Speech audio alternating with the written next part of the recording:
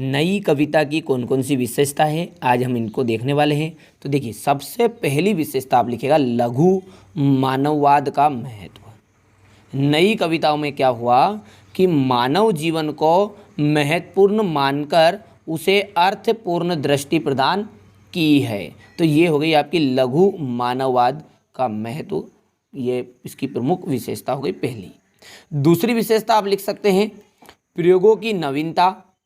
जो नई कविता है या यहाँ जो युग चला नई कविता का, इसमें नए नए भावों को प्रस्तुत किया गया, क्योंकि नाम ही लग रहा है नई कविता, तो नए नए जो भाव आएंगे, विचार आएंगे, उनको प्रकट किया गया।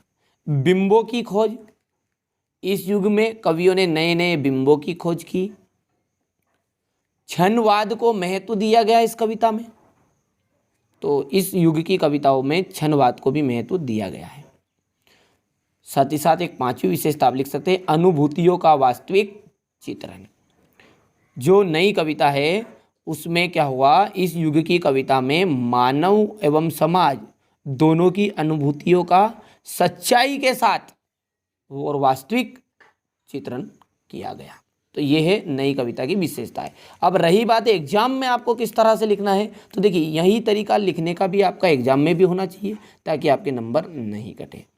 यहाँ पर देखिए अट्रैक्टिव कलर का यूज़ नहीं करना और 1 2 3 4 लिख देना है। चलिए, फिर इसके बाद दूसरी बात यहाँ है कि अब ये पैटर्न है 2 नंबर का, तो इतना बड़ा तो आपको लिखना नहीं है, तो आपको सिर्फ इतना सा करना है, नई कविता की 2 विशेषताएं लिखें।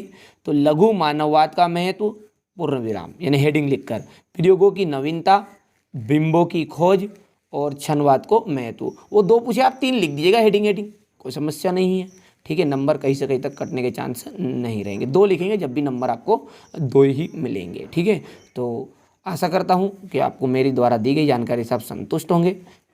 स्क्रीनशॉट के माध्यम से आप नोट्स तैयार कर लीजिएगा, और यदि इस चैनल की वजह से आपको फ़ायदा हो रहा है और यदि अभी तक चैनल सब्सक्राइब नहीं किया है तो चैनल को ज़रूर सब्सक्राइब करिएगा। साथ ही साथ इस चैनल के साथ आपके दोस्तों को भी जोड़ने का प्रयास ज़रूर करिएगा।